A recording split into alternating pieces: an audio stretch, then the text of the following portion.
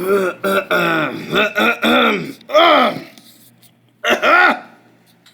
don't know how this thing is picking up sound.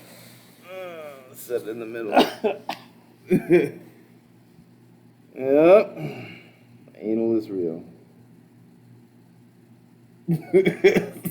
Are we on? Yeah, we are. Okay. I'm recording. Okay, now for another installment of What the Fuck Are We Doing? Yeah, long awaited. We know all 5 of you guys missed us. Unintelligent intellectuals back at it again. And here we go. We both have gotten the first of 2 jabs. Yep, Fauci ouchie. So, see what happens. Phil will start foaming at the mouth and turn into zombies. Well, maybe I should go jerk off into a cup and see if I have any. See if I'm still fertile. Yeah, see if it still works. Oh, that'd be so awful. Oh, dang. Come up sterile? Oh, I'll be, I might need that. I'm running out of rooms. Too many kids. I don't have any yet, so yeah. I would like to maybe pop out 1 or 2. Yeah.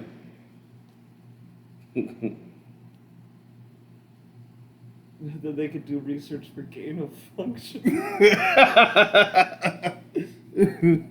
How fertile is your sperm? Yeah. I mean, I really didn't want to get it, but, Duty calls. Yeah. It just become more difficult without it. So I'm just like, I'm okay. I don't know. I don't think I'll turn into a zombie or anything like that. I don't think there's anything nefarious in it. But, it's just the principle of it. Like, they're so dedicated to making sure that you get this. It seems like they're more obsessed with making sure that you take the vaccine than they are to make sure that you're not sick or make sure that you can combat the virus.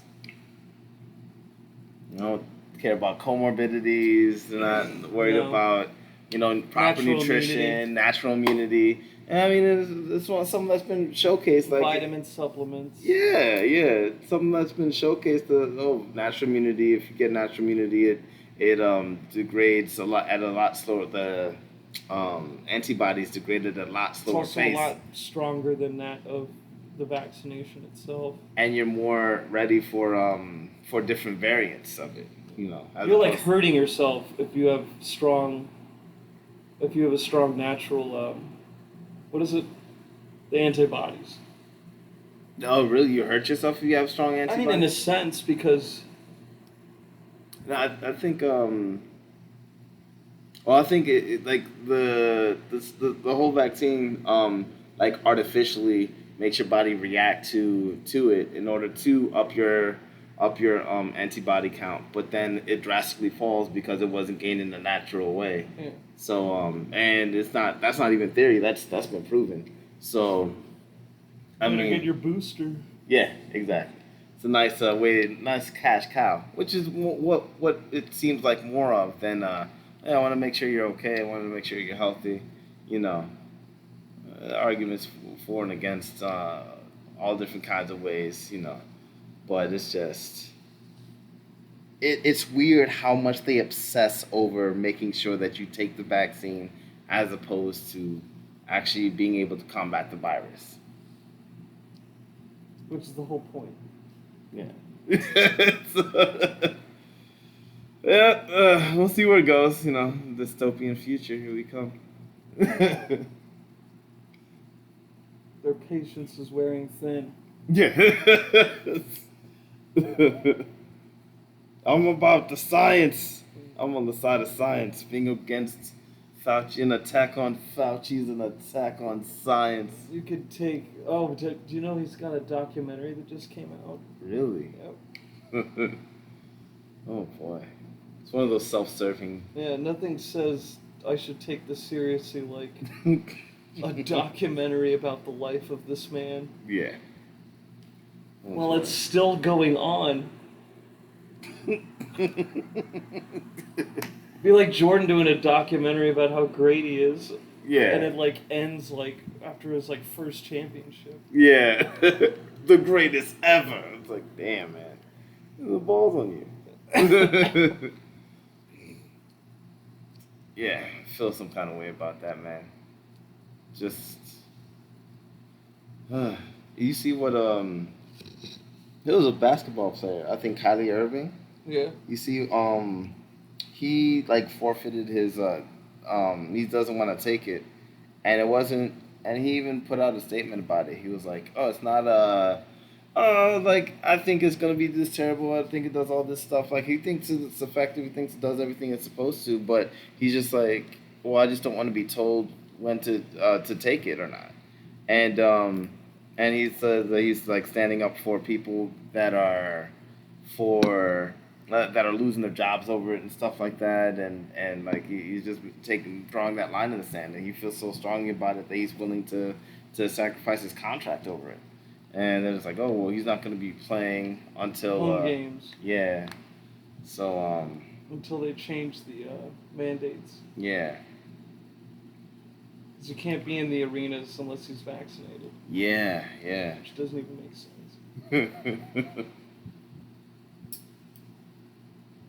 Well, I think it's crazy because I don't even. I think his contract null and void like like as of now. I think before it was like a home game thing, because of like, and I don't know if that was Kylie Irving. I think it was Golden State.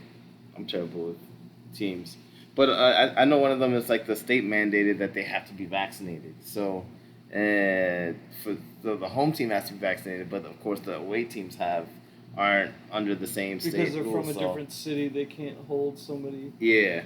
Accountable. So that was different. But I think with Kylie Irving, I think if I'm not mistaken, I think they he's not playing. Period. No, he's supposed to still play unless this is new. Yeah, I don't know. Look it up. But either way, like I saw Stephen A. Smith like go on a rant. He was like blasting Kyrie Irving. He was like, "Oh, you gotta do what you gotta do." He's like, Stephen A. Smith in fashion. He doesn't care.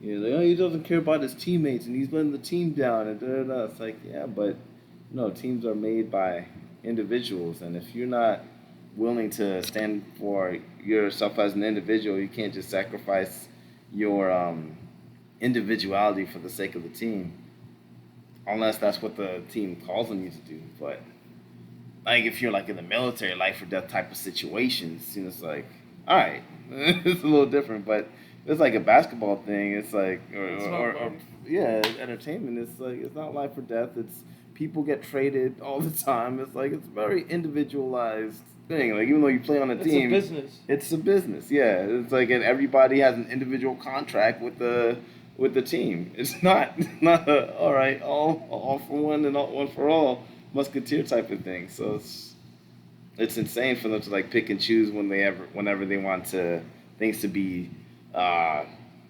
socialized versus when they want things to be privatized.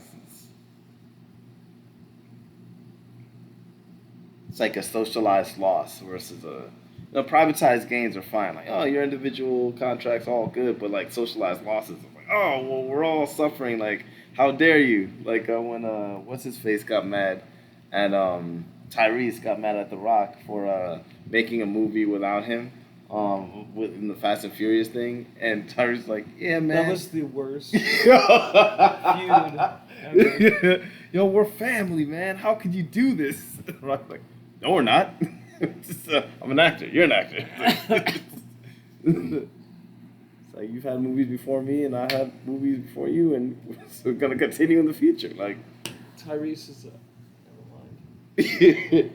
I don't follow him that much, but he just. Why would you ever follow Tyrese? Like I don't know what he's about, but I just like whenever I see him, like I just picture like this guy just crying, just this upset at the world. He was crying about his daughter and. Yeah, and like that was funny. I don't even know what that was about. He's been playing an ignorant, dumb, oversexed black man. Like his whole career with the Fast and Furious.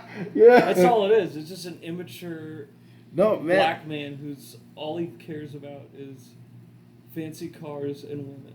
I mean, He has.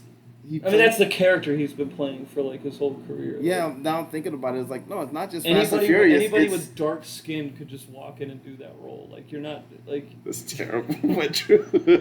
Yeah, because he did he was the same character in Baby Boy. He was the same character. Baby Boy is at least a person. Yeah, but he's like the same. Fast and Furious, all you had to do is just be black, and go woo, or go, damn, that car looks nice, or look at these honeys. Like it was just Will Smith from Independence Day. I like that movie, man. Well, that movie's fantastic. But I'm saying you just need the random black comment. Yeah. It reminds me of what was that?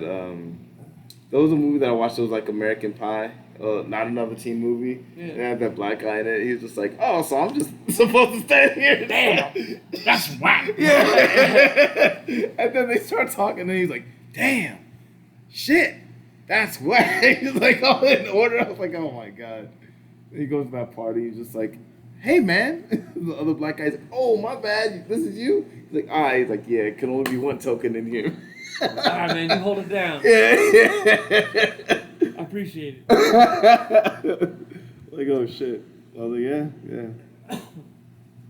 I mean, not that the Fast and Furious movies are terribly. No, man, he's had no development as a character. Yeah. Yeah, I think that his most character heavy movie was the second one. Yeah.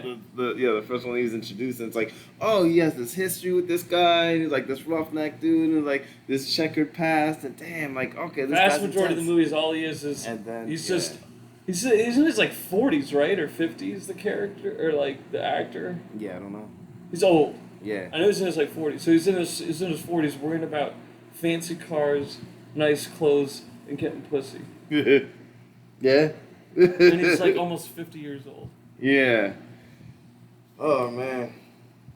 I remember when I went out one day when I was like first went out to like nightclubs and stuff like that, and I remember seeing these guys like these older dudes. They're probably in their 40s or 50s, and they were just outside talking about like, oh yeah, like the way I would talk about, like, oh yeah, this honey was up on me like this, and oh yeah, I saw you dancing with her, ha ha. And I was like, damn. I was like, that shit's whack. But I was like, oh man, I don't want to. Damn, that's whack. Yeah, I don't want to be like that when I'm in my 40s and 50s. Like, you know, I loved it now, like, but even back like I think I was like 21. I don't even think I was 21, maybe even younger. But I remember seeing that, and I was just like, yeah, I'm doing this now, and yeah, I'm having a good time, and I like dancing, and you know, but I don't want to be doing this for the next 20 years. Yeah. You know, I went out of my way to avoid people like that. It's crazy. So you're saying you wouldn't be best friends with Tyrese? No. I mean, I feel like it would be fun, like, we just sitting around, like, bullshitting. Like, you just like, making random scenes or crying. It's like... I like when The Rock made fun of his new rap album.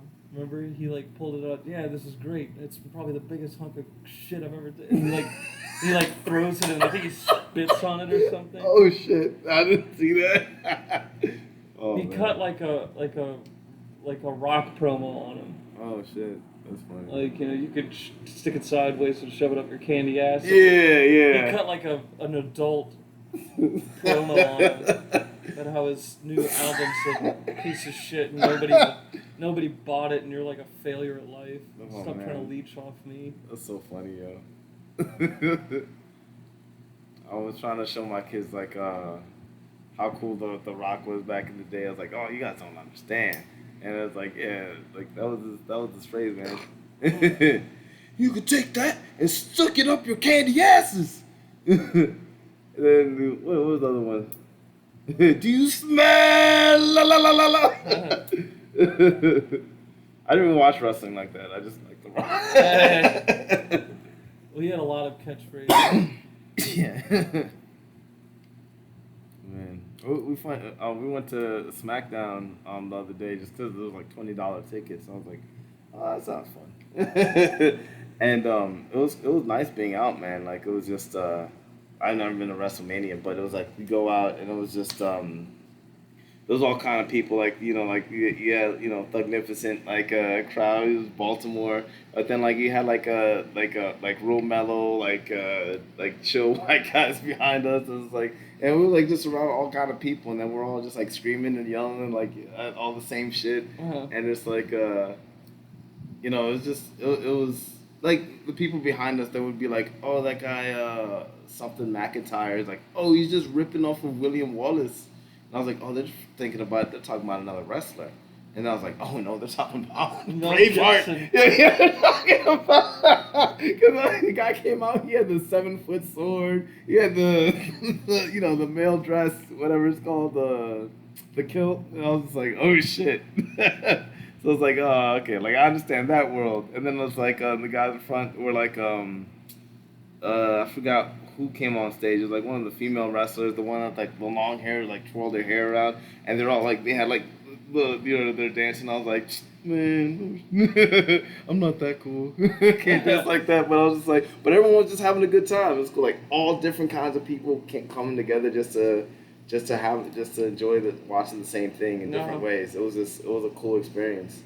I was like, man, and it's like one of those things. Like, yeah, people are cool, man. I have faith in humanity, but It's a very positive spin you turn that into. I try, man. I'm trying to be optimistic, But that's why it frustrates me when because I think all we need is I'm all disjointed. All we need is like people to come together and like be able to have conversations and then move forward from there. You keep saying constructive. That. Yeah, I do. It's like that's my catchphrase. Maybe one day it'll happen. Yeah. What You could be the optimist and I'll be the pessimist. There we go.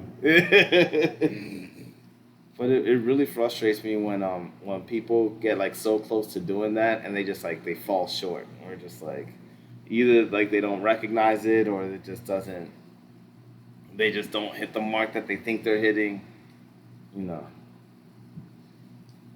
Like I was watching Falcon. I told you about Falcon and the Winter Soldier. Mm-hmm. And that's exactly it's all over that. It's bittersweet. It's like out of all the shows, like Well, that definitely had the most like difficult conversations. Yeah, and the Marvel shows. Right, like Loki and WandaVision. Between those and Falcon and Winter Soldier, it's like definitely touched on a lot like more harder things to digest. But out of all three of those shows, even though I love time travel and stuff like that, I love Falcon and the Winter Soldier the best because it touches on so many things and it's kind of like coming off of that the Captain America legacy, and those were probably some of my favorite movies in the Marvel Cinematic Universe. The Captain Americas? Yeah. I mean, I love Spider-Man's my favorite hero, but I like the Captain Americas for like the first one he was fighting the Red Skull guy, like the Nazi extremist. That was cool, deep, interesting, and then like it established him as a character. And then in Winter Soldier, it's like his friend comes back, but then it's like this he's also having this like feud with Fury, and Fury's having this feud with his higher ups, and it's all about like this whole thing about like what to do with power, like when you're like hegemonic intelligence agency in the world, like what do you do with that power? And they've developed these like carriers to do all these things, all these weapons in order to make sure to defend against like existential threats and all that. And then it was almost turned against them. And then at the end of it, they're like, all right, well, let's just Fury made the decision like, okay, let's plummet all these into the ocean or destroy them. I forgot how that ended. But he was just pretty much like, all right, I'm not gonna rely on those weapons anymore. And, like even though like big super spy. But then he lied. Yeah. Well, he lied in Avengers, and then like in this one, it's like Captain America's like confronting him the whole time, and it was like cool growth from him because he's like all American World War II, all in it together, and then he sees the and starts to understand this world like, yo, what the fuck are we doing?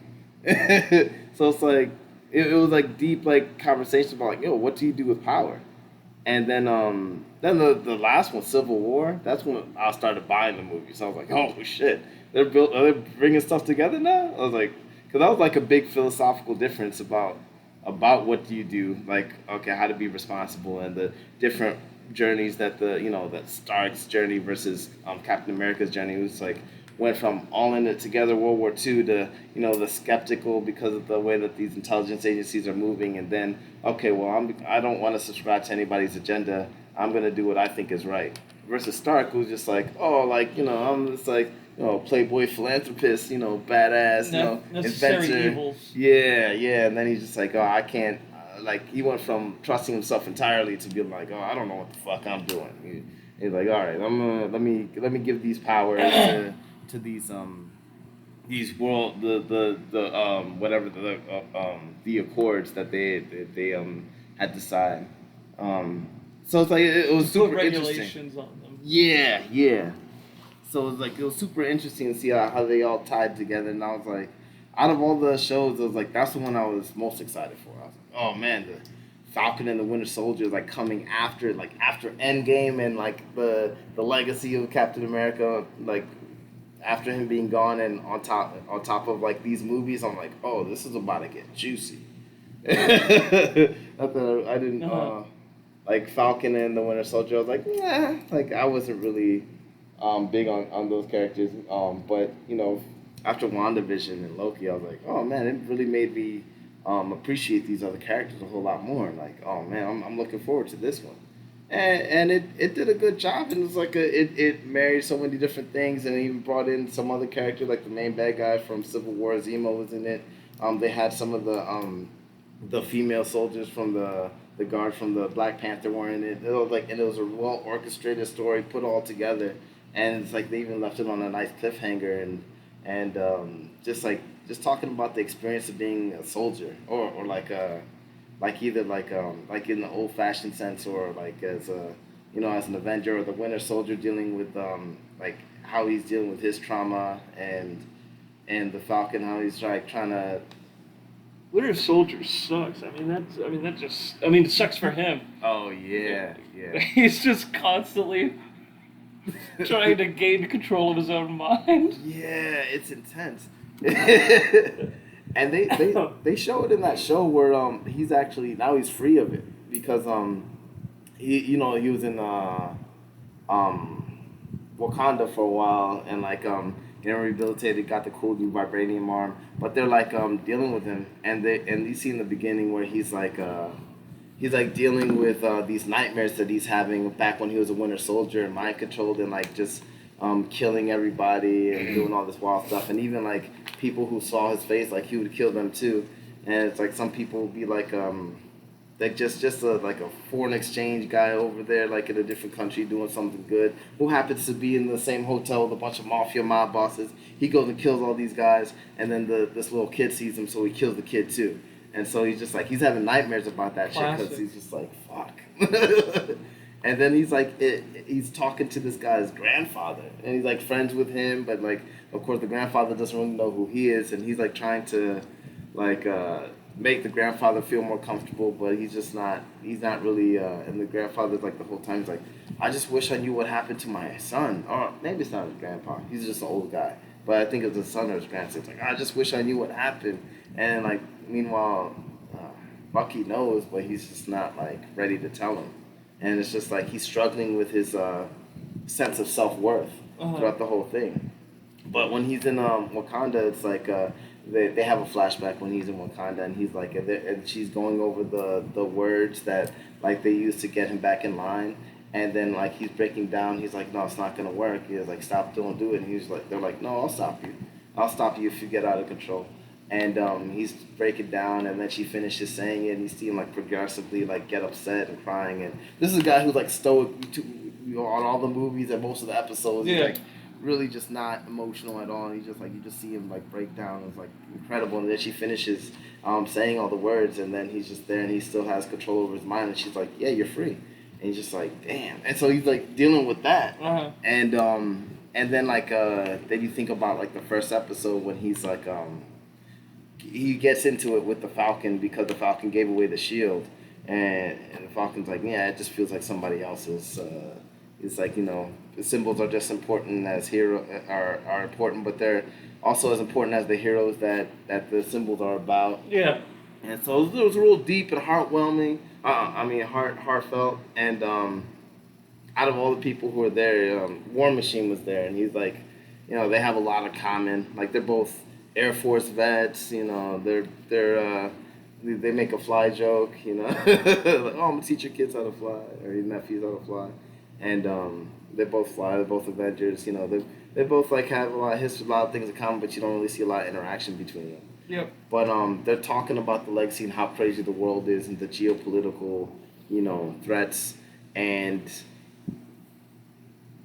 so it's super deep and they touch on all these different things and I like it for that because like they touch on all these geopolitical threats and then they also talk about this guy like experiencing or like what it's like being black in America like kind of like a snapshot and right. like where the different worlds collide and I thought it was really interesting like because even when War Machine and him are alone, like having a heart to heart. They don't talk about race at all because they're not really preoccupied with it. Uh-huh. But they're talking about the geopolitical problems, and they did a good job like painting it out. It's like this new world order that wants to like go back to the way things were before the blip. Everybody coming together and bringing in their resources and doing all this stuff in order to live a better life. And then everybody came back, and so now it's like they're struggling. Like allies are now enemies, and like the border situation, a lot of misplaced refugees. And I thought it was so pertinent to like now because they probably did that on purpose. Yeah, I'm sure. It was just like the Afghani refugees, the Haitian stuff, or migrants that are trying to come in, and so it's like you see how hard it is, even with the Syrian refugees, how like it in Europe like was like all right, this is getting crazy. Those are a couple of countries. Uh-huh. When you think about half the world getting blipped out of existence and then coming back, like now they're all refugees, they don't have the credit histories, they can't get the loans to do different things, they can't participate in societies, they have random people living in their family homes, like it's different, it's really intense.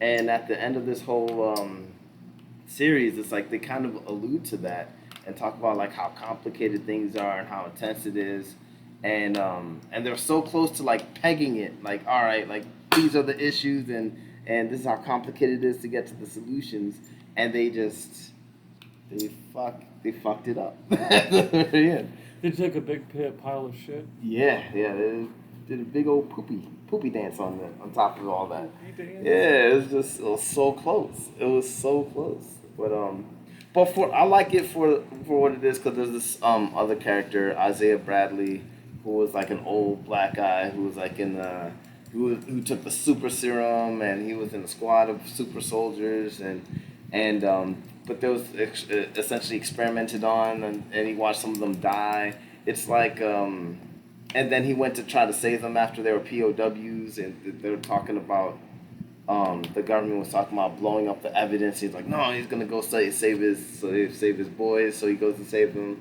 They end up dying anyway, and then he's experimented on for the next 30 years, just to figure out. Yeah, so it's like when that happens. Yeah.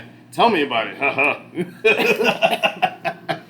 But it was like really cool because it was like a microcosm of the Tuskegee experiments, like on steroids. They were trying to like connect to that. Yeah. I'm assuming. Yeah, because it kind of was like, okay, this angry, bitter old black guy.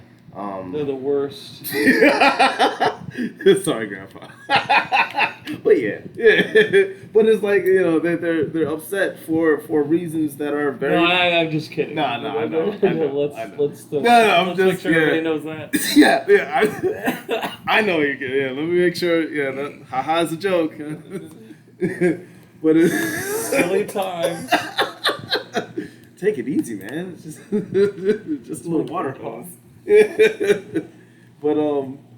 it's like just that like they're legitimately upset, but they're angry because of their experiences that they've had, and they're bitter about the way that the world is now. And Falcon ends up talking to this guy, and about his experiences, and he's like, they have this whole like the old bitter black guy who's gone through all the bad shit, experiences the optimistic black guy who's willing to work and trying to make a difference, and like those worlds clash in a cool, effective way. Because it wasn't like, oh, this guy's an Uncle Tom. It's like they both are recognized as, oh, you're very Careful. yeah. Oh yeah, let's say something, Malo. But they're both like identified as like, oh, okay, you both had black experiences. Like you're both. It's not like you're either of them are ostracized from the community. So when they're having a conversation, and even if they disagree, it's not like they're against the community. It's just that they've had different experiences and they look at things differently, and that's something that the show does really well. And then at the end, it's like he's talking about being a black man rocking the stars and stripes, where it's like people are gonna be upset at him. He's talking about people like Isaac Bradley, where it's like I thought that was an odd take, though. yeah, To yeah, start like, talking, because like at no point did they ever give a shit about being black, Right. and being not only in the military but being a representation of the And United that's- States and the world. and that's my thing. That's why I Because was like, it was never an issue until now. right, right, which is part of my gripe, because it's like that would have been something interesting for Falcon and the War Machine to talk about. Like they have so much in common. They have so many similar experiences. They've been through some stuff. I'm talking about they the whole, talk about- like all of their journeys up until this point. Race was never an issue. Yeah, but like even at the beginning, where like and they were alone and they're in front of the Captain America memorial. They like could have that would have been like, oh man, I understand. Yeah, like being black and carrying the stripes is like, oh, like I understand the weight that comes behind that. They're not talking about that, but But also the people that would be more likely to be mad at them and hate them yeah. also really support the military.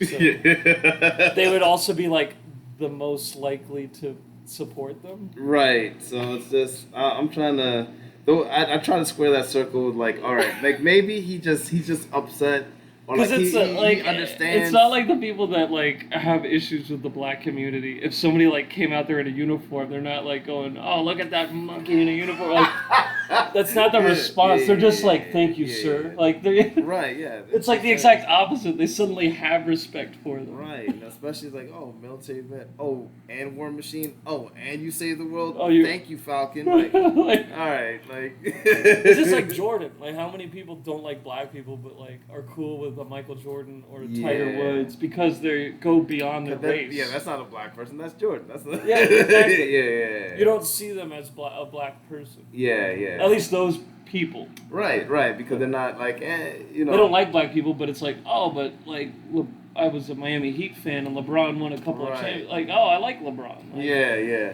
And then there's the kind of stuff that starts like nicking away at Like the, you can't hate black people and watch basketball. Yeah. Because it's all black people. Sorry, Larry Bird.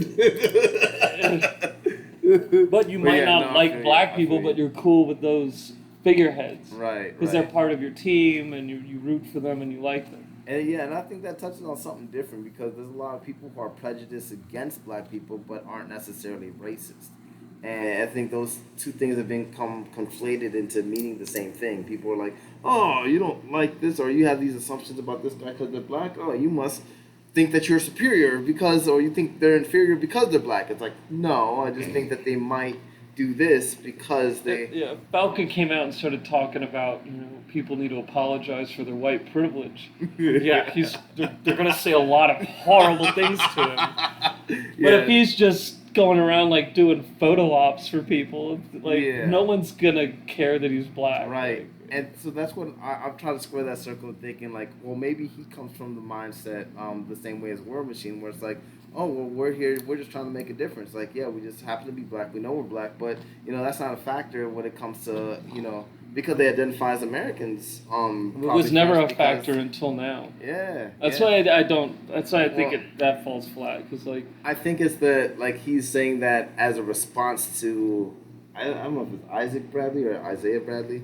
The old guy who had like this Tuskegee experiment type of experience. So I think he's talking more about his experience and bringing it full circle in a way that that like does it like it's like a worthy conclusion because it's like okay, not to dismember like your bad experience, but to say that well, despite you having that bad experience, I understand if you want to like sit in the house and be upset and like I get it, but at the same time, I'm over here doing this because I think we can do better. I think I can do better. I think the world is different. I think they You look can at do this in better. different. I think they look at things in a different light. So I think when it comes to the black Oh, experience, your favorite line in that show? oh yeah, oh, I'll get to that. I'm trying to You're working your peacock way it. in. Yeah, I wanna pick my balls before I straight sodomize. Shut the. Okay, continue. So it's just so it's like for when it comes to the black experience, when it comes to how black people have I'm glad we're experienced getting to a living topic life. that I know very. I know all too well. Yeah. Yeah, I was ranting a little bit too much about the show, but yeah, we're diving into the meat now. It's like the black experience in America. It's like, all right, bringing it full circle. Like, all right, you could be bitter, you could be upset, and you know, understandable. I'm not gonna call on you to like, oh, you have to do this. It's like, but I think I can do better, and this is what I'm out here trying to do, which is a cool thing because it's like it's one of the only relevant example that I could think of that's the closest thing to like a Booker T. Washington type of message, where it's like, all right, like let's build up, like let's do something for ourselves, and it's not even like okay, I'm gonna do something for the black people in America. It's like no, I'm gonna do stuff like I'm Captain America. I'm not the Captain America for black people. So You're doing it the right way. yeah, he's doing it the right way. He's representing himself as a I'm an African American, but I'm also representing America. And like I think he understands it. The War Machine would understand it, especially from the from his from their point of view, because I think they had the similar experience and they You look should at the turn world the heel. same way. You should turn heel and just hold up the X and say Wakanda forever. I fooled you. Oh, black Israelite. It's like, but Come on, you incest babies! Let's hurry up. but yeah, for when it comes to the black experience in America, I think Falcon and the Winter Soldier does a good way of capturing all of that. Uh, so that's the good thing about it. That's what I love about it. That's why it's my favorite thing, close to my heart. And I'm just like, wow, we like as a community we need messages like that. And I can't think of a single movie show that has done anything close to that in recent memory. So that's awesome. But that's enough for peacocking. I'll just start to decock a little bit. My problem with Falcon and the Winter Soldier is that at first when admittedly when I looked at it first when I first saw that thing when he's talking about Rock the Stars and Stripe, I was like, yo, what the fuck are you talking about? Like, like you had all these experiences and like these viewpoints. Like, yeah, like I couldn't square the circle. I couldn't understand why he was he would say something like that. Now all of a sudden, after all these movies and all these experiences, and representing the United States as a military person, and then like more so like even if he had all those feelings pent inside and it's like and they're like deep rooted feelings that he had, like if there was any time for him to express those feelings to anybody, it would have been to somebody who's comes from his community, who has the same experiences, and who could understand how he feels. Yeah. Like War Machine in the beginning of the movie. I mean, the beginning of the show, the series. That would have been a great way to introduce those underlining pinnings of the racial experience in this, despite everything that's happened and everything that's happening. But that's why I'm like, all right, well, I'll just chalk it all up to he must have not felt like that internally, because if he did, then that experience with Isaiah Bradley wouldn't have been so profound. So it's like that's why I'm like, all right, so maybe it's just because of Isaiah Bradley, and after that, he felt the way he felt, and it was hard for him to make his decision, and then he moved forward from there. So So it's like, all right, I could get behind it. I'm with it. I see it. Um, but well, not but it's like so that in and of itself, that's one thing. Black experience in America, boom. I appreciate it. Cool with it. Now, when they were talking in the beginning of the show, they're talking about like all these geopolitical issues and how intense and complicated it is, and how everybody's looking for someone to fix it. Yes. And I was like, all right, this is gonna be some good. This is gonna be a good show. We're gonna jump into some intense issues, and they kind of touch on it because it's like there's this terroristic, or first there's just a protesting. This movement's just protesting this whole repatriation act, or it's like trying to reset all these refugees that are back after the blip. Yes. And they're against all this, so they're doing these demonstrations, and then most of them are peaceful, real secretive. A lot of people are behind it, and then they progressively get more radicalized and more violent as things happen. And it's like it's kind of cool because they're going through a hero's journey themselves, the same way the Winter Soldier's going through one, same way the Falcon's gone through one, or going through one. And it's like it's really cool, and it's like nice to see all these moving parts and how they all fit together. So when it comes to like all those the geopolitical stuff, how complicated things are, it's like it starts off real strong, and they talk about like how these are just like disenfranchised teens that are like living in like a lawless world, and in a lawless time, and they're trying to get shit together, and they get their hands on the super serum, and so it's like, oh wow, what do individuals do with power in this shit situation where it's like, even when like you could make all the right choices, or sometimes you're just in a shitty situation where there are no right choices, and you're just like, all right, so what do I do from here? So it's like it starts off from there and like keeps on progressing, and it even affects the new Captain America, where it's like, they're just fighting against these guys. It's like, okay, good guys versus bad guys, and and eventually good guys win. But then it's like, oh, something happens. The bad guys, of course, have super serum, so when they're fighting guys, they might accidentally kill somebody, and they do.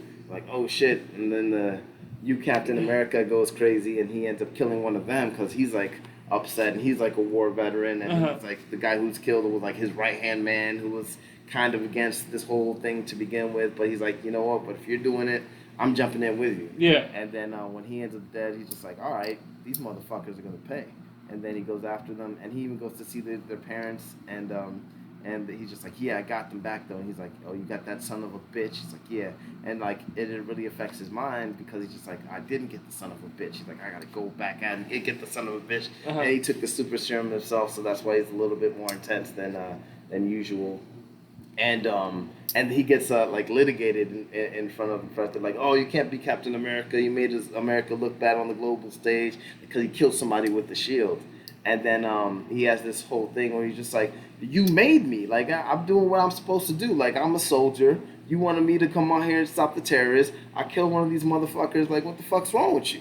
And they're just kind of like, yeah, well, yeah, bye-bye. And so it's like, it was real fucked up. But like, you understood it, but then you start to kind of feel bad for this character. And, not to go bog into the details, but like, fast forward to the end. I'm talking for like the last 40 minutes. Not wanting to go into the details. Yeah, after talking about all the details. But after all this, then they like at the end there's this scene, and he makes nice. Captain America like decides they like you see him like have a decision between like killing the person who or going after the person who killed his friend Lamar, or should I save people? And he ended up saving people, so it's like a little redemptive on his part too. But he's no longer Captain America at that point. But at the end, Captain Falcon becomes Captain America. The Falcon becomes Captain America, comes in, saves the day, all that jazz. A lot of other stuff in between, but anyways, the meat of it. Oh, now we're getting into something. Yeah, my bad. Yeah, the meat of it is It's one of the dumbest lines in cinema history. You know, let me ease up to it. Like there's a part like after he beats Isaiah Bradley, he's like throwing the shield around and he's talking with Bucky, and Bucky was like I guess like you get the sense that he's telling Bucky about this experience, and Bucky's like, wow man, I never thought it was so hard for you to I never thought about what it meant to be to ask a black person to carry the shield, carry the stars and stripes. And you're just like, yo, what the fuck? Like, what are you talking about? Like, you were alive in an era where racism was 100% okay. He literally until like within the last 5 years, the only thing he knew was segregation. And then he gets his mind wiped by the Soviets, or the Soviets, whatever, the skull, the Hydra, and then it's just like, all right, you guys don't know. And he's like, yeah, me and and Steve had no idea, and it's just like, all right, like, and that was like a missed opportunity. Steve didn't know. Yeah, he's like, oh, we didn't know what it meant to ask a black man to carry the shield. I'm like, all right, like first of all, they literally couldn't serve with black people. Yeah, They segregated the military. Yo, not only did they have the World War II experience, Steve went There back. was no black people in World War II that were like on that front line, like in the Battle of the Bulge, like the beaches of Normandy. Yeah, I saw some. I'm not familiar with the history around that time in terms of the military service, but they were in it, but it was segregated. Yeah. Oh, okay. That makes sense. Yeah, because that was around the time of Jim Crow, or right before. Yeah. So like everybody that landed on the beaches of Normandy had to be white. Like, wow. Yeah. The only like differences would be like, oh, there might be a Jew there. Like, yeah. Well, and you're like at the very least, like even if like in wartime they didn't experience it, like maybe it's like, oh, they saw black people, there's some black people in Captain America. They didn't serve together because of their skin color. Yeah, so it's like maybe unless there was some extenuating circumstances. Yeah. Like sometimes there were cooks who were black who then were around people. I remember in Captain America when they had scenes back then, like in General Patton's army, they had like some black soldiers in there, and like even like who served under Captain America in the whole thing. But like besides, like even with that aside, like they would have been aware they still lived an entire life outside of the military, so they should have been very well aware about the racism that existed, and especially Steve, because he went back to be with Peggy, so he's living throughout this whole time period, where it's like the civil rights era, like he's living throughout all this shit. He would have seen Martin Luther King on the TV, right? So like for him to be like, oh, he has no idea, like we had no idea. It's like. That was he had no idea. He went back in time and literally relived the civil rights. It's like, yo, it was such a missed opportunity for Bucky. Like, Bucky could have been like, that could have been a time where, like, Bucky's sitting there like, damn, man, like, I know things are bad. It's time for there to be a change or something like that. Yeah. Or, like, he could have been like, shared, like, an experience back in the day that he had, and he didn't think anything was, or he thought something was wrong with it, but he didn't do anything about it, and he regretted it, or something like. Like it's the opportunity for so much to be there, but just for it to be like, yeah, I don't know, my bad. It's just like, oh, that was a missed opportunity. Also, that doesn't make any sense. Yeah. They're apologizing for not judging him for the color of his skin. Yeah. Because that's essentially what they're doing. Yeah, it's funny. Sorry, we didn't realize you were black. Oh, I had no idea. And what that means. Yeah. Must be such a weight on your shoulders. Being yourself. Yeah, it was like, yeah, whatever the fuck. Because then you're now projecting a feeling of weight onto somebody because of their skin color. Yeah. Like, not every black person has the weight of being black on their shoulders. Right. It's just that there's all different kind of experiences with Caribbean black, or you lived outside the country and you immigrated over here. Immigrant. It's very, very different. It's very different. But it's like, that's when I came across this one video. It's like, I'll try to see if I could plug it in here, or if there's anything I can plug it.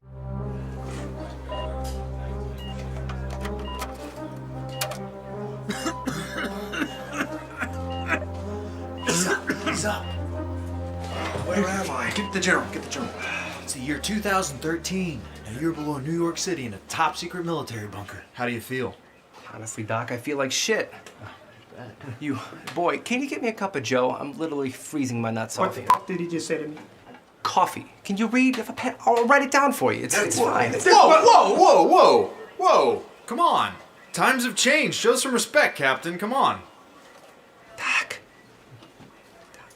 I think we got a spy amongst us. A spy? What? The Jap kid.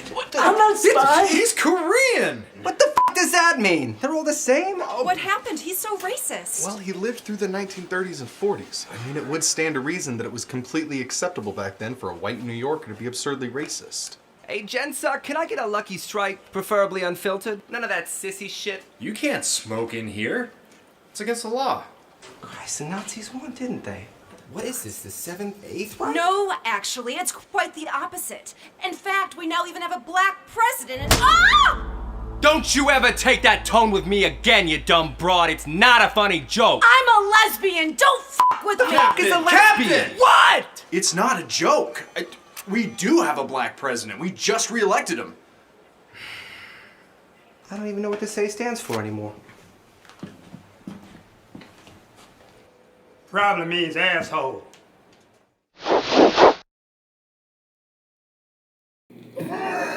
Oh, Sounds like an accurate I don't depiction even know what this A stands for. It's like an accurate depiction of when Captain America came back and like, oh yeah, somebody who lived in the 30s and 40s, like, oh yeah. but yeah, so that was just a missed opportunity. So. Can you get me a coffee, boy? The fuck did he say to me? Yeah. Oh shit. But yeah, so it's like, you know, someone who lived through that era, like, to not offer anything. But it's like, all right. And not like in some rural, like, middle of nowhere. Like, they were from New York. like Brooklyn. the middle of nowhere in Wyoming, where like not like in a racial hotbed. Yeah. He's from Brooklyn. Brooklyn, yo. Yo. Alright. Okay. So that was, but He would have been hearing the N-word on a regular. Like, on like an every other day basis. yeah. Oh, so it's just, yeah, so I felt some kind of way about that. It was, Steve had no idea. yeah, well, I think he included himself. He's like, oh yeah, me and Steve, we had no idea. I was like, oh. They were both from Brooklyn. Yeah. You can't be from New York City in the 40s and not have an idea of what race relations are in the country. Yeah. Especially New York, because it was so segregated. Yeah. So it's Like the just- Italians lived in one area, the Irish they lived still in another. call it like little Italy. Italy Like and Jamaica, Queens. I fucking can't, yo. But let's pretend, like, I guess, like, all right, I'll give the same kind of leeway, like, I give Falcon, like, oh, maybe they didn't have any kind of experience or any kind of historical context of racial whatever. All right, fine. But it's like, even so, if I'll give that to them, it's like, all right, I'll bypass that. But like, that could have been like a cool little scene, because I mean, at the end of that, it was like Falcon was talking to him about his about dealing with trauma. It's like, oh, you're still having nightmares. Like, oh, at least you could give somebody some closure. Yeah. And so it's just like and he goes back to the grandpa and tells him that he's how his presumably he tells him like how his son died or how his grandson died, and he's just like, oh wow, like you see the guy, like he's a little upset and he's still at the bar and like he's like, damn, like, but at least he gave him some closure. So like it's unfortunate. It's like one of those shitty things, but it's like, oh man, well at least it, you know. At least there's a beat. Yeah. He could sleep with that bead in his butt, you know. So it's like if they could draw on his like past experiences, especially like in the military, where it's like, oh, like as a, you know, working with vets, like, well, they could have drawn on Bucky's like knowledge about back in the day, and maybe he just because he existed back in the day doesn't mean that he you co-sign to that kind of behavior. Like people are more nuanced than that, but that's like a poo-poo thing to say nowadays. Like, people are always evil, and we're the best that we've ever been ever. So. Well, we always maintain ourselves throughout. We never change. Yeah, we've never, like, we're more smarter than we've ever been. Like, we're more dynamic. We exposed to more stuff. It's like, yeah, no, we've advanced technologically in a lot of things, and legal wise, like laws on the books, we've advanced a lot. And in terms of things that different people from different races are able to accomplish, like, yeah, for sure. But in terms of like human to human interaction, it's been a fucking de-evolution. It's like devolution. Devolution. It's the devil. Bobby Boucher. Books are the devil. Yeah. So yeah, it's just that was a little. But on to the big stuff. That's enough of the race. Let me find my shit again. Just had to write all this down to get my thoughts together. Even with this, I'm all disjointed.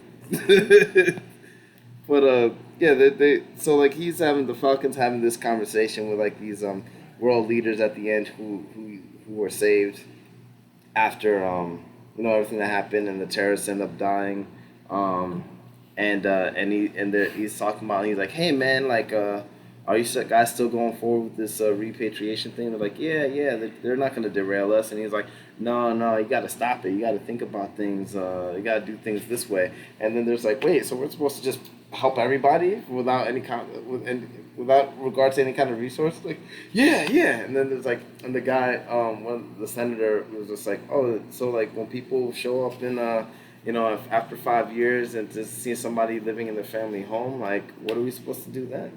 And Falcon didn't have an answer for him. He was just like, oh. And he's like, I understand how you feel, but things are more complicated than you think they are. And then he goes on with the line, and that line is. Yeah. Did you write it down? I did. I just go for it. I might breathe. I don't. You know what? Let me. All right. So his response to that is, well, like, oh yeah, you're right. I don't understand how complicated this is, and it's a good thing. That's a good thing. That's what he said. So. Yeah, and then he goes on to say that you need to do better. Yeah. Which is such a meaningless thing to say to somebody. It's such a swipe or no swiping thing to say. Like, it's just, well, like, there's a company that's doing poorly and might go out of business. Just go up to the CEO. You need to do better. It's just, it's just crazy because. Do you have any helpful hints? Like, no, you just need to do better. Yeah, it's complicated. That's a good thing. Do better. What? It's just. Like it's a good thing that I have no idea about what's going on. It's just the fucking opposite of what we should be doing. It's just like they missed the fucking goalpost. It's just it's so frustrating because it's like, all right, like you have to you need to figure out why that person was a terrorist. Yeah. And their mindset behind it. I'm like, no, you don't. Like, well, like, it's wild because he says, like, oh, well, like, it's... Because he said it like a generalizing term. Yeah. It's like, well, you probably... And I know what this is about. This is obviously about all of these social issues and everything like that. Yeah. But you wouldn't make that reference to the January 6th Capitol riots. Right. You wouldn't say, right. You have to understand these people. Right. So it's like you're picking and choosing what you want to understand and not. And the fact that, like, race is such a complex thing. Like, I don't need to understand why somebody's burning down a Starbucks. I don't. Yeah. Especially when the person is more likely to be the one that goes into that Starbucks. You think, right? But like the January 6th rioters aren't the people that go into Starbucks. It's frustrating because like they pegged like even like take out like their characters, like pretend like these characters exist outside of the normal United States timeline. It's like they have no idea about race until they interact with other characters in this world, and then they have like a semblance of what it is to what race means, racism in general. But and the African American experience, even with all that, it's like that's a complex issue, and they pegged it in a really weird, out of context way. Yeah. But I'm not going to Disney Plus to get my fit of racial justice. Oh, dude. But the fact that they pegged the racism, even with those like weird caveats, it's like they pegged that one. But then when it comes to these geopolitical issues, it's just like, I don't know, and I don't know how complicated things are, and that's a good thing.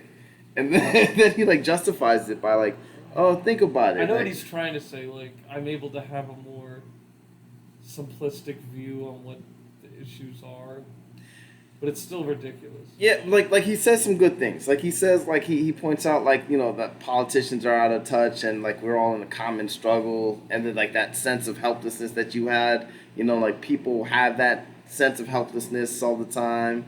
So like, oh, like that's what's good about it. It's good that we had this experience, and like we could simplify things in those metrics, so like you can see like how you can be more relatable.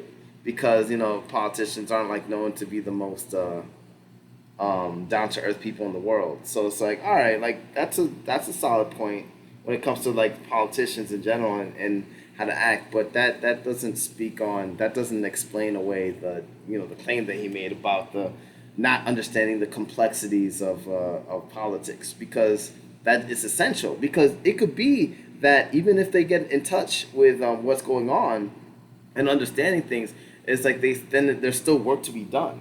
So it's like you could be like, oh, I don't understand the intricacies of fighting, and that's a good thing. Think about it. I could jump in this ring, and I know how bad it is to be a normal Joe, like working 9 to 5. So I'm coming in here with the passion and urge to do great things. It's like, yeah, but you're also going against a trained fighter.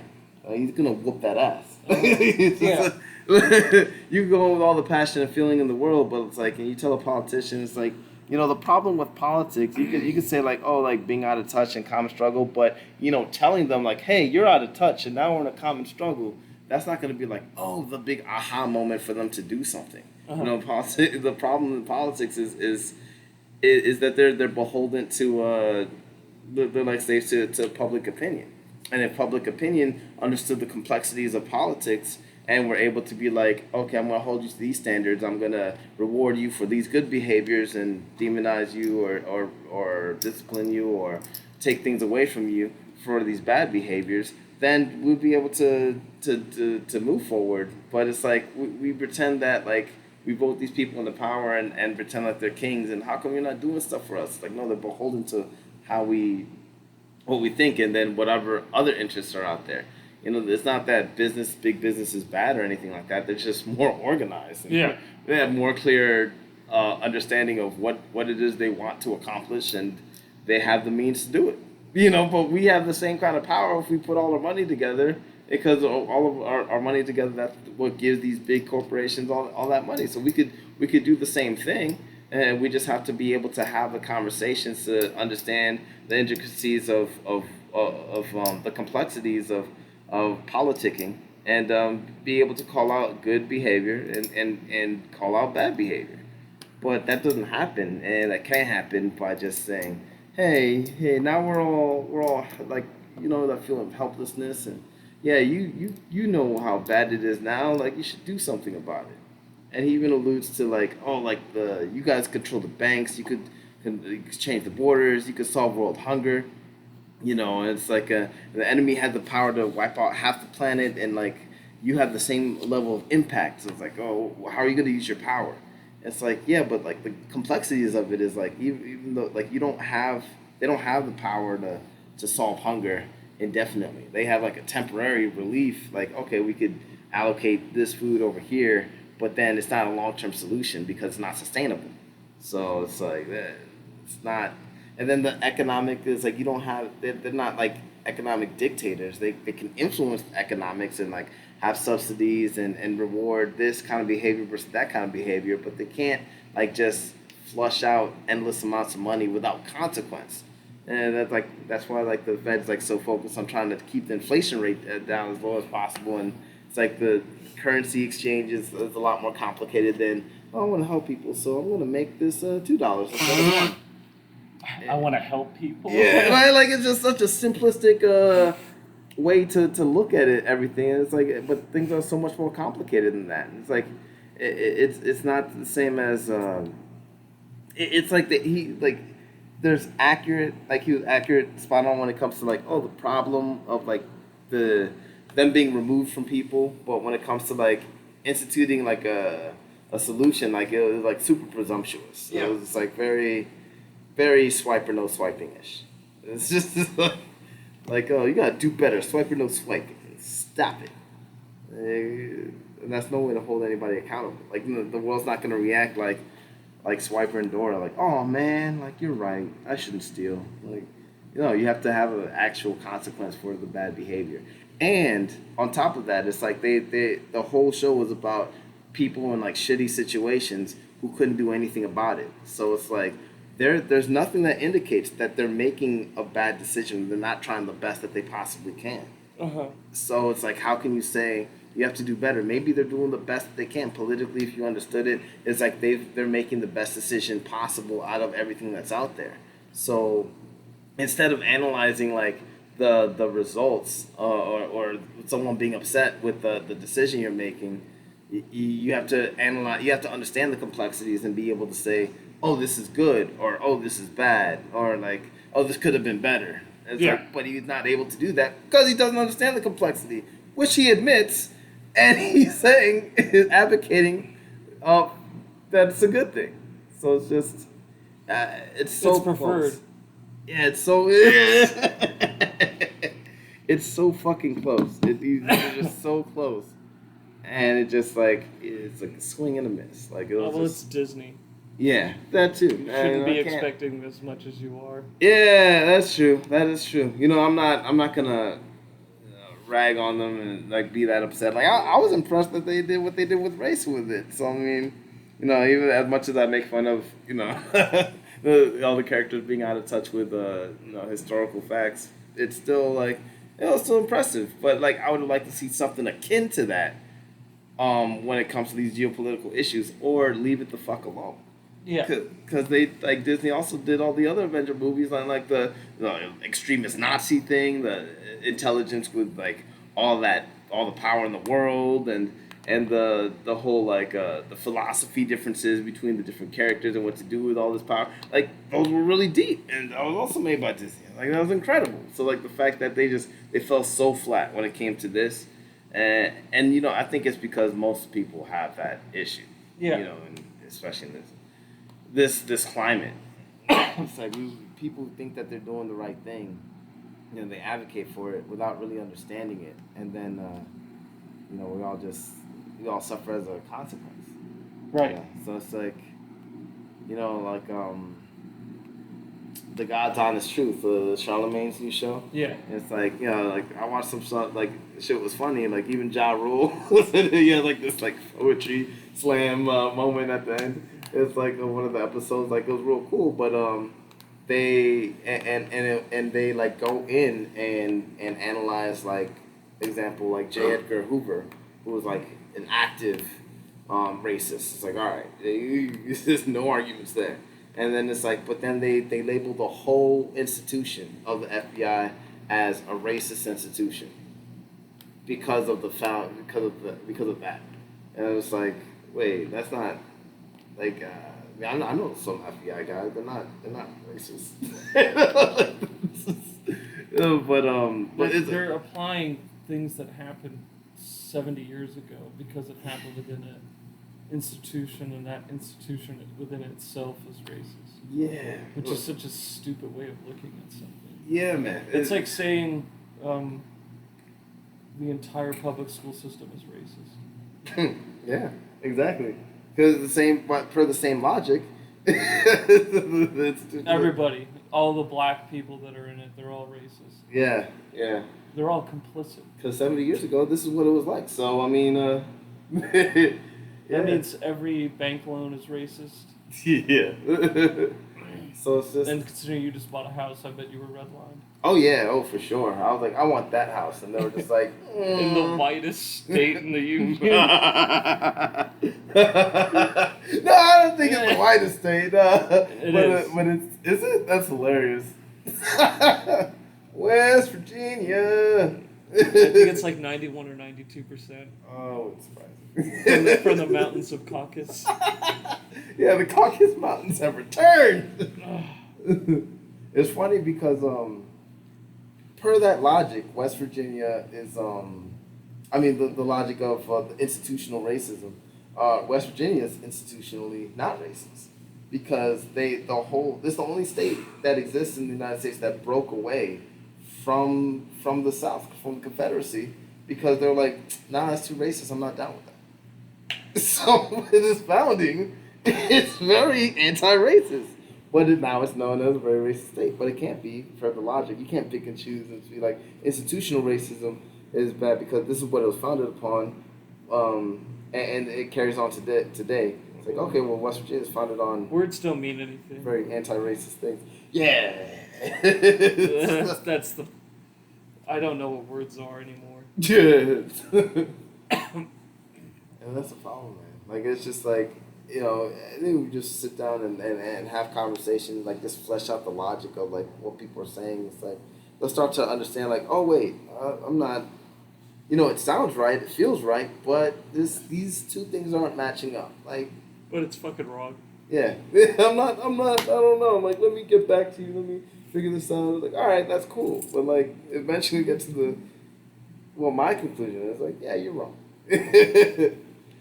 But like the oversimplification of things. So like instead of trying to understand the complexities of things, it is detrimental for society. Yeah. And it's not getting any better when it comes to that. It's like that's the real fucking demon that we're fighting right now. That's the real bad guy. That's the real harm to society we're fighting right now. That oversimplification of everything. It's like, oh, if you don't believe me, if you don't understand me, if you don't agree with me, you're evil. You are the spawn of Satan. You want society to crumble. You want anarchy. Yeah. It's like when I watched, I'll tell you what, Dave Chappelle show. I'm sorry. No, the last stand-up he had. Yeah, the closer. Yeah, the closer. Yeah. He had this like it was hilarious, and it was a giant story, and that's my thing. I love stories, and if not for any other reason, then it's a really good way to depict a lot of different things. And that's what I like shows, I like movies, that's what, books. Plays that I like all that shit, even the old shit, just because it's a good way of like bringing it all together. Yeah. Good way of depicting it all in different ways and different characters who have different experiences, and it's like we're so obsessed with like having trying to get that pound of flesh, like oh, you're the bad guy, I want my just due, and even that's based off of that Shakespearean play. The guy who wanted a pound of flesh, or like there was a guy who wanted alone and he couldn't get it from anybody else, and he goes to this guy who's kind of ostracized by the community, and I don't want to jump down another rabbit hole, but this guy just asked for a pound of flesh, and it's like well, if you pay me by this day, and if you don't, it's like I'll pay you with interest and all that. Like, I don't want any of that. Late payments and shows. He's like, I don't want any of that, just pay me by this day. If you don't, then I just want a pound of flesh. Like, all right, signs the paper, something happens, he can't pay, and the guy's like, hey, I want that pound of flesh.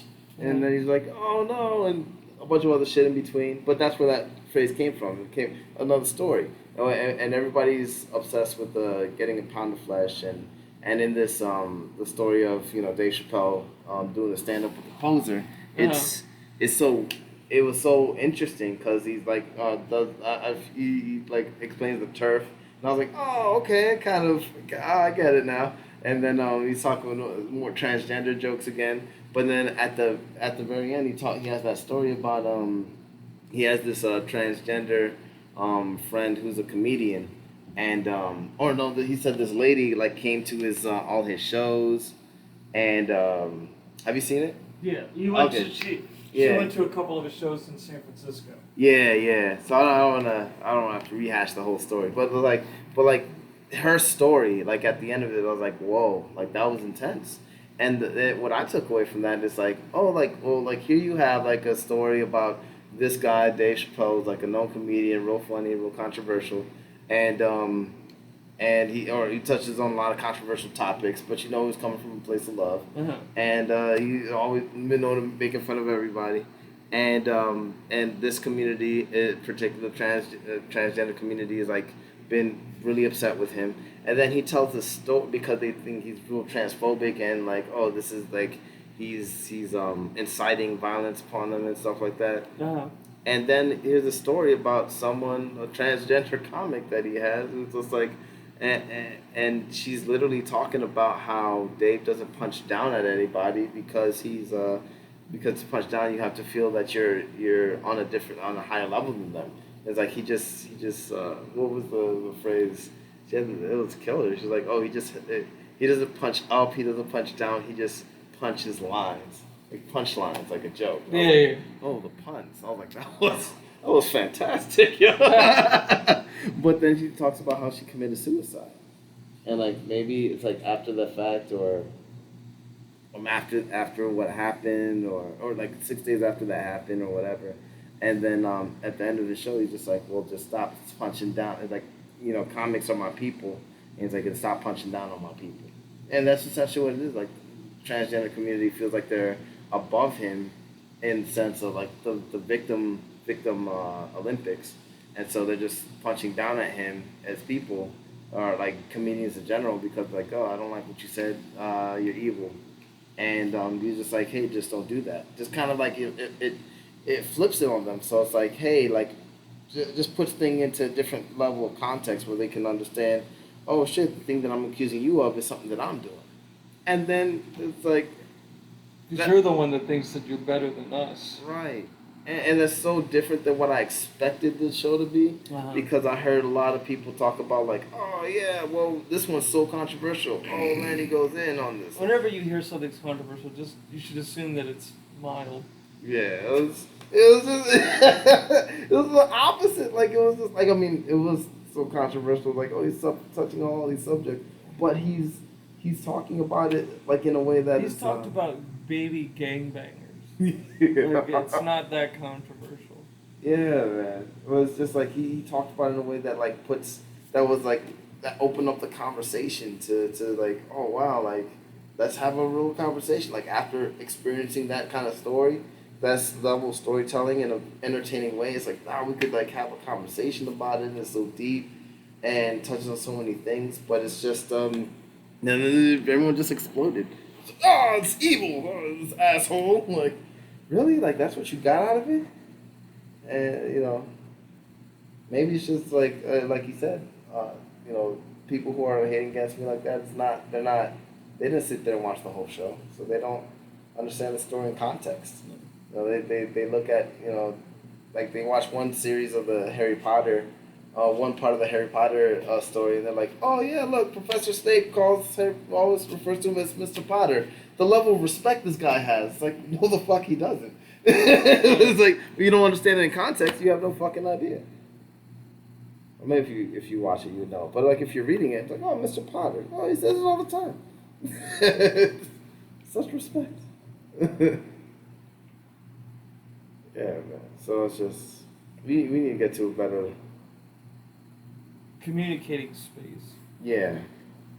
We need to get that listening superpower back. Well, we never had it. So I don't know if you need to get it back. We need to build it. Yeah. Fair enough. Yeah. That was real creepy. So I mean that's my my issue with like especially with like good stuff that's like so close to delivering solid messages. It's so close to. Well, Dave's been good at delivering solid messages, I think. Yeah, no, for sure. But I'm just saying, like, not that I expect like a whole lot out of Falcon the Winter Soldier, but if you're gonna touch on those issues, at least allude to this bigger issue that you're not really gonna like hone in on. Yeah. And like if you're willing to hone in on something, God's honest truth. Chappelle's, I mean, like Dave Chappelle, it's like put everything in context where you flip things on its head and you understand like where people from might be looking at things at. But when you try to oversimplify everything, like, oh, either you're a good white person or a racist, or it's terrible. Or like, and that goes into so many different things: transphobia, the critical race theory. Like it touches on like everything that we're struggling with right now. Like it just oversimplification of the vaccine, and it's like, oh, if you don't want to take the vaccine, well, you think that you're going to turn into a zombie, so you're a fucking idiot. You're stupid, and you're afraid. You stupid little bitch. It's like, whoa, no, I just don't subscribe with the financial power structure that we're subscribing to and not willing to do anything about. Like, I'm not okay with it. Keith Olbermann had a weird tirade about yelling you're afraid. That's what, yeah, I came across that. I was like, yeah, you're just afraid. And I was like, wow. That was so creepy. It's just weird. Because like he was trying to be like funny, yeah. but it wasn't funny, and it just seems psychotic. Yeah. So close, man. You missed. So, and that's just people punching down. It's like people feel like they're on an elevated platform when it comes to intelligence or wisdom, knowledge. You know, what they Well, understand. he did that video while being at his penthouse in downtown Manhattan. Talk about punching down. Because the way you could see the skyline in the Yeah. background, you could tell he's in like downtown Manhattan and he's in his like penthouse. Yeah. Yeah, that's a fucked up way to look at it, man. I remember, I was in like Daytona Beach, and like there was this, and it was like right after, I think it was 2010 or something like that, and it was like, you think about Daytona Beach, you're thinking like, oh yeah, like spring break, all this jazz is cool, but like for real, it's just like, when it's not spring break time, it's just a bunch of old people and some college kids, and then like in the middle of like nowhere in the south, and there's a beach. Like it's like you see people like spinning rims, like grills in their teeth, like, oh fuck, like this place is. My kind of people. Yeah. But I remember going to this barber shop, and this guy, there was like old black guy that was there, and then he was like, oh, like we were talking about politics, like, oh, you guys vote, and it was like, yeah, and I was like, oh, okay, I know where this is going, and then he was critiquing the Obama administration. He's like, yeah, I voted for him, but I was upset that he cleaned house and he brought in all these new guys. Like now we don't know what the fuck is going on over here, and I was just like, I was dumbfounded. I was like, what the fuck, like how do you know about this stuff? Like, I'm not expecting much from a barber in Daytona Beach, but but it was incredible. I was blown away with how much knowledge he had about stuff, and it was just like, and he was like, oh, I'll do it again. Like I vote for him again. He's like, but he's like, but honestly, if I was being honest to myself, it's like, I didn't really look at his policies. Like it was a historical vote. Like I did it for the Reviews Black. And he's like, and he told me, he's like, I don't know why you voted for him, or if you voted for him. He's like, and I don't know, like, and you're in school, right? He's like, I don't know if you play sports or anything, but he's like, but promise me that you're not gonna be one of these niggas out here just trying to make a quick buck off of being an athlete, and promise me that you don't maybe vote or just vote because of the person looks like you. He's like, Nice. Yeah, you just like just think about things and be real critical. And it's like, wow, that's like I really have like a really cool intense conversation with this guy who you would think like nothing of, and it's just to say like you find intelligent people, you find intelligence and people want to listen, people nuggets of knowledge everywhere, like you just. And people are super humble, or people who are willing to, or who understand things beyond what you might think. Like They exist. Yeah, it's out here, man. So it's just like, just to think like, oh, I'm on TV so I'm gonna punch down to this, or I think this way, so everyone who doesn't agree with me, fuck you. It's like, oh man, like the world is so much bigger than you know. Right. It's just, and people have all kind of wild experiences. Who just like beyond, like you think that's out of like a movie or some shit. Like in Ganu, it's like, oh yeah, that fighter, he must have trained really hard. It's like, no, he was a Cameroonian, I don't even know the story, but like I remember the story. Like I think he was a mine. He mined diamonds as a child or something like that. Yeah, and then like he was traveling through the desert and got lost a few times, and just to make it to the other side, and just for the chance to come over here. And I was like, damn, like that guy had a fucking journey, and it's just like you wouldn't think that, but you know, you find intelligence in all the different kind of places, but it's not, and not to say that everybody's intelligent about everything. But it's like it's worth it. That's what's worth it to be humble. It's like worth it to be like, yeah, I don't really know about this or my opinion on that, but you know, this is what I think about it. And like, as far you know, from what I've seen, this is what I know. And then it's like, even if you're strong in your convictions, like, no, this is what it is. And then someone comes in with some contrary knowledge, and you're just like, what? Nah, like have an honest conversation, listen to what they say, and reflect on your own belief systems, and just listen to them. You could even just disagree with you, but you know, I hear what you're saying. Now I understand a different perspective that I didn't understand before. Uh-huh. But now we're just like, nah, you don't believe me. Fuck you. You disagree with me. You're evil. So fucking stupid, man. There's been things that I felt real strongly about, just like, and I've been wrong. I was like, oh shit, I didn't know that. And I'll try to be sure to like do that to my kids and like just everybody in general. It's like, oh, Dad, you should have done this. You said, I don't like this. All like, oh man. You want to give like right. people the benefit of the doubt. Yeah. You never know what you can gain out of somebody else. Gain from somebody. Like in terms of like. Or just be good at mental reading growth. people. Yeah. Fuck that guy.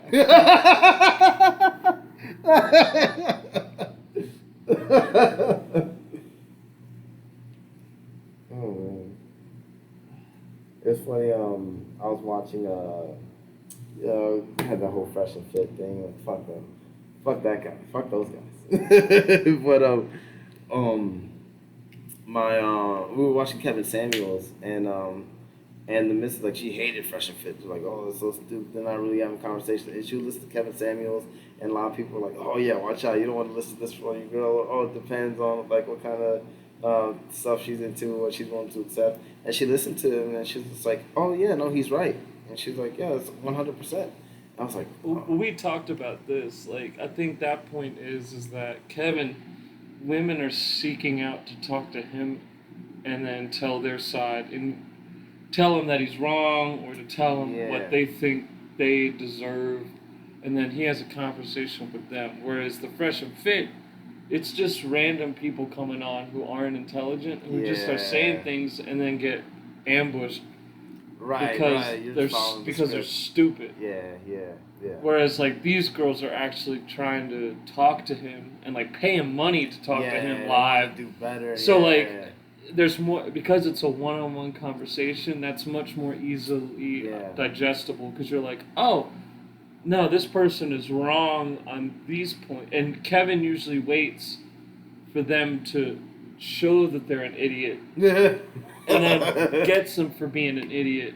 Yeah. Whereas the Fresh and Fit, they're like, oh, so you don't even know what you're talking about. Stupid. Yeah. It's too much of a performance. Where Kevin is just like, it's a real genuine. Kevin is just like, you've been married for 2 years and you want to break up with him and find your ex because you value your ex more. This is ridiculous. Yeah. Like, and he's doing that where like the Fresh and Fit. It's like, oh, well, women make more. Well, women make less money than men, and that's proven. And then they just. And it's like, why would you eat, like, you... inflammatory on purpose in order to listen to the kind of reaction. Well, no, they're just stupid because they don't know what they're talking about. Yeah. I think they just do it on purpose to get a reaction, just be like, oh, look at their emotionals. Get the fuck out. No, that's a very common thing. Yeah? Like, do you think you could walk up to a random woman and say you make just as much money as a man? Yeah. Come on, like, it's been ingrained in our society that women are victims, that you can't. It's just like black people. Like, you can't tell a black person that they're not a victim in their society. And that's why When they say that they're a victim. Like, right. That's why I like the Falcon and Winter Soldier message, because it was just like, no, I think I could do better, so I'm out here doing it, as opposed to like, oh, like, woe is me, and like, oh, this thing is happening, and oh, it's so but the terrible. women thing, there's so much that you have to break down on earnings that it's like you shouldn't even be bringing it up. Yeah. So it's an apples to pineapple comparison. It's not even. That's an annoying one. Yeah. But it's funny. Like I was listening to one of his conversations like when he's interviewing these women, and and the missus was like, "Oh, he's dangerous." Kevin? Yeah. But she was just saying, like, cause like she can't say he's wrong, but she's just like, "Oh, he's dangerous." Yeah. But I think it's just because he's an advocate for men, pretty much. He's just like in there for, and he says it, he admits it. He's like, "Hey, I do the show for men." And then he's like, "Hey, if you want to get this, it's like, these services, you could pay me and I'll do a private session, or you could go on live, and here we are, And I was talking to somebody,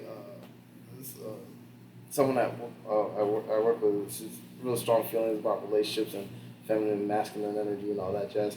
And she was just like, "Oh yeah, I've heard about him." And she's just like, "Yeah, he could be. I've heard him say some things that sound a little biased towards men, stuff like that. But I can't argue against him. I can't refute anything that he's saying. Because she's like, well, for real, who do African American men have fighting in your corner? You don't have any kind of advocate. Yeah, you don't have any kind of. Anytime anybody does, they're just painted like a piece of shit. Yeah. Like Ice Cube. He had that thing when he was trying to make It's because he talked to the Trump administration. It's so ridiculous. He took phone calls from both of them, and they were like, "Oh, he's a Trump supporter." Yeah, and then like he talked to the Biden administration, and they were just like, we'll see after the election." He's like, "Wow, that was pretty. All right, well, hopefully I'll get back to them later if they win." Talking to Trump, he's like, "Tell me more about that program." He's like, "All right, cool." He's like, "Hey, it doesn't matter who's president. The Trump campaign American. wanted to listen to him, and then the Biden campaign was like, "We're all right." Yeah. And then they just started, instead of talking to him and brought him on and talking about his program and why he was desperate for funding and like the different things that they provide, they're just He put out a video recently, or like within the last like month or so, like bashing the Biden administration because of all the bailouts. Because he probably had a fuckload of bailouts, and he probably still hasn't had a conversation with them. Well, after the apparently around 40% of black-owned businesses are gone now. Fuck. Because of the pandemic, and he's like, you didn't give any bailout money to any of those black businesses. Damn. Well, did you respond to that, or are you just calling them out? Oh, come on, man, they're not responding. It's corporate Democrats. They're not going to respond to anything. Yeah. Remember this guy? Gone are the days of knowing what's happening. There's this guy who I work with, this old Filipino guy, and he talked about when we lived in Hawaii. He was like a little kid, and he saw this politician who was out like shaking hands and saying like, "Oh, I'm here for you guys," and vote me in. And he's like, "Oh yeah," and he was cool, and he had like a cool conversation. He took his time to talk to him and stuff like that. And then he won the election, and it was awesome. And he was super happy, and he didn't think he would ever see him again. But then he ended up running into him. And then he tried to talk to him. He was like, "Hey, man," and the guy was like, just blew him off, like he didn't have time for him. And he's just like, "Yo, what the fuck?" And he's just like, "I've never felt so used in my life." I mean, he's a nice old Filipino guy. So like, he was like, "Yeah, so I was just confused." He's like, "I don't know." Terrible Filipino accent. But he was just like, I never. I'm confused. I just wanted to talk to him, and he didn't want to talk to me. Exactly. Yeah. He was like, "But he wanted to talk to me so much last time," and he's just like, It's the tease. Yeah. Do you want to talk to me, Chester? And he was just so dumbfounded. He was trying to like say like he's like, oh, like they don't really care about you. They're just using you to get your vote, and then that's it. They got what they wanted out of you, and now they throw you away like you were like last night's fun time. Fun time.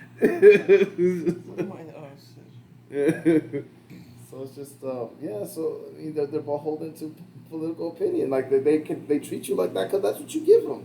Like you put out, and then we don't hold them accountable, and we can't hold them accountable because we don't understand what's going on, or we don't pay attention to what's going on, and we just overly simplify. Are you racist or are you not racist? Oh, like are you no for big business or not big business? Well, once you get elected, Nationalist or it's not? almost guaranteed that you're going to get reelected. Yeah, so that's why they're so big It's on like incumbents have like an 87 or like 70 or 80% return rate or something like that. Damn. Yeah, I believe it. And then especially because you have all those mechanisms working for you. The donations, but then people know your name. 'Cause Yeah, it's you're local recognizable. elections. They're like, okay, Yeah. like this guy's name, all right, like. Yeah. It was crazy. The majority of like I mean, the senators, it's just senators are all just people that's like trying to run for president, and they only get 2 terms, 6 years each, a long time, pretty set. But they're not really dedicated to making any like big pivotal decisions for the most part. You know, speaking generically. Yeah. And then like with Congress, you know, presidents, it's like you know the spotlight all the time. And then with the Congress, it's like they're running every 2 years, and you know for like a congress like they're like 6 month campaigning, then it turned to like a year, and now it's for like a year and a half. So for real, like you get in for like 6 months, you might be doing some stuff, but then after that, you're like campaigning and advocating for money, you know, half the time that you're in office. So it's like you're not really like this. They have like a handful of jobs where like they talk about shit and they vote on shit, and half the time some people won't show up to vote because they just are too busy doing other shit. Yeah. So it's like. Well, like Obama had the worst attendance record of anybody in the Senate. He had the most days absent for voting. That's intense. I know that. Damn. Because he started running for president. Yeah, it's busy. Got other stuff to do. So it's like So literally, like, 70% of his time in office was spent campaigning. and it's because like, oh, if I put my name out there, if I say I'm for this and for that, it's gonna poll well. Like people are gonna be for me if I say this about gay marriage or this about weed. Yeah. And as long as I say these things, then I get my voice into. Hillary Clinton was publicly against gay marriage until 2013. Yeah, she changed her. What was it? Her views evolved. Obama was, Biden was. Yeah. There's that speech that Biden gave, you know, marriage is between a man and a woman, period. Obama gave a similar one as well. Yeah. And they're beholden to, they think that's what people want to hear. And it's like, oh, yeah, I'm religious, and yeah, check this out. Instead of being a genuine person, like, it's not. Yeah, like 5 years conducive. later, they're all like champions of the gay community. Yeah. It's like, A couple years earlier, it was just this yeah. evangelical Christian approach on gay marriage. And it's not to say that people can't change their views, but It's just to say, clearly like, that they it's didn't. blatantly. They like, don't care. Yeah, you're just pandering They don't to have a public moral. opinion. They don't have a moral view on it at all. It's just. Yeah. So like we just have to hold them accountable to that shit. Like instead of like, hey, like you're full of shit. Like I don't give a fuck about what your opinion on this shit is because for real, you're not doing anything about it. So your position, like you just enforce the rules that are in place. You know. They're full of shit. Yeah. I feel like you're busted the fuck. We have to stop caring about like what people identify and what they think about this, think about that. Just more so like, hey, can you do this job? Can you do this job well? Oh, you got a chance you didn't? All right, get out. oh, you did this job and you did, or this was a shitty situation, shit was gonna hit the fan regardless, and you managed the fallout pretty well. All right, cool, with it. Or I think you could have managed that fallout a little better. It's like, all right, I'm gonna go for someone who thinks that they or who can. It's like it's still gonna be full. It's not like we're gonna political system's gonna be revolutionized in order to not lie or put on a pontificate type of show, you know. But it's just you gotta hold them accountable for what they do, not what they say. You give less of a shit. After the words they say is lies anyway. You don't care about what you say. What do you do? What are your actions? Oh. Who knows? I don't think that'll ever happen. That they'll be held accountable. Yeah. Well, like first to be held accountable, you have to. I mean, this is why corporate interests is like everyone treats like big companies like they're bad people, but it's like no, they're just like this option's gonna make me more money. You're gonna give me more tax subsidies. All right. Well, I'm gonna go for this. I'm gonna push for that. You know, this is a lot more organized. They're not. Andrew Cuomo was killing people, and then because he couldn't stop asking women to suck his cock, he then resigned, and they dropped all of the investigations against him. Yeah, they got what they wanted, so then it was no longer. It's like no, The that's not dirty, how that works. filthy wop. Jesus. Oh. Yeah, guy's an asshole. But in order to hold people accountable, it's like Guinea. oh, what's a guinea? Oh, it's an Italian slur. Oh. It's like what's that? The guy from The Godfather. Sonny? Is this like I haven't seen the movie. No. But there was this guy. I forgot. There was a reporter who got really upset because somebody called him Fredo. Fredo. Yeah. He's like, it's like saying nigger to black people. Like, ooh. That was hysterical. This is I'm gonna throw you down the stairs. oh man, that was funny. But yeah, to hold people accountable, we just have to do the same thing that businesses are doing. Like we have to organize and be like, all right, this is what we want, and we'll just hold you accountable for it. And we'll vote for you. It's like, but then it's like, and we're gonna lobby for the things that we want. And then if we don't get what we want, it's like, all right. See how many votes you get next time. I have this block of people who are just willing to not vote for you next time. Or to speak out against you or run campaigns against you. Like, it doesn't matter how much money you throw at it. At that point, if people are like made up their mind, like, hey, I wanted this stuff done, and we voted for you for these reasons, and you didn't do it, so I feel some kind of way about it. But now we're so, the blocks that we voted in are so ideologically locked in to what we believe that we're just incapable of expanding the block to people who disagree with us.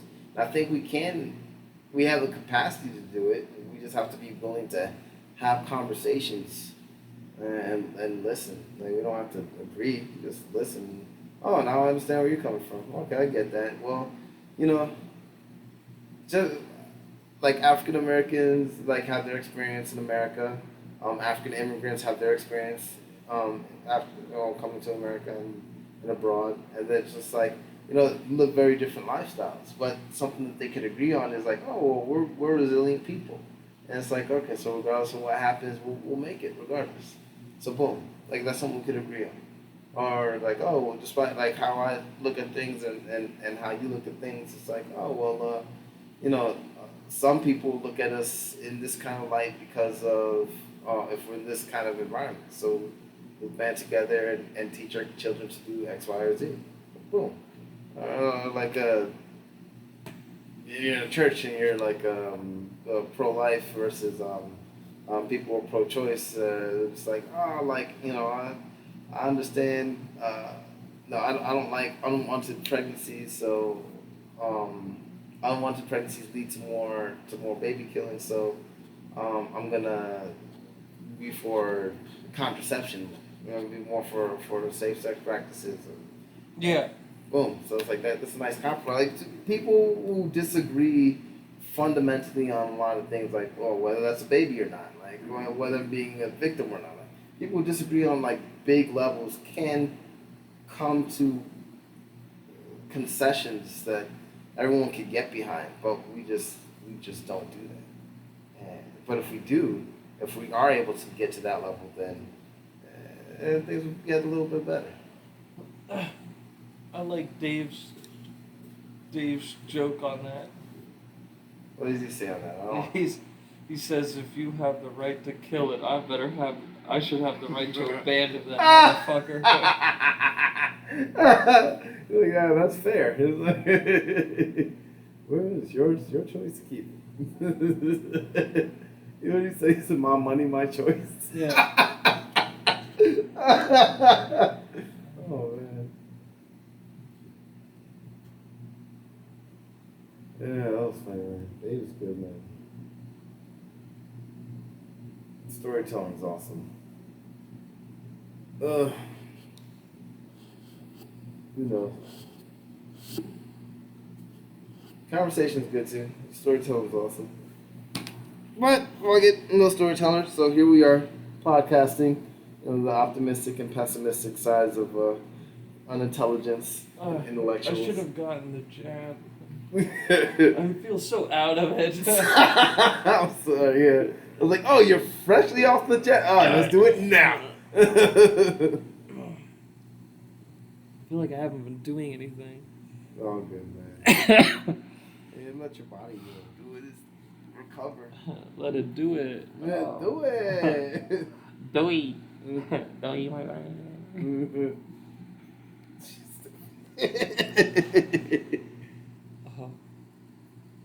Yeah, man. Well, we've been talking for a good minute, so. Maybe as good as time as any. Holy shit. Yeah, I'll come back in full force. Hopefully not 6 weeks later. You know, so. It'll be next week. Yeah, we'll do it. You can do it. Who's? Never mind.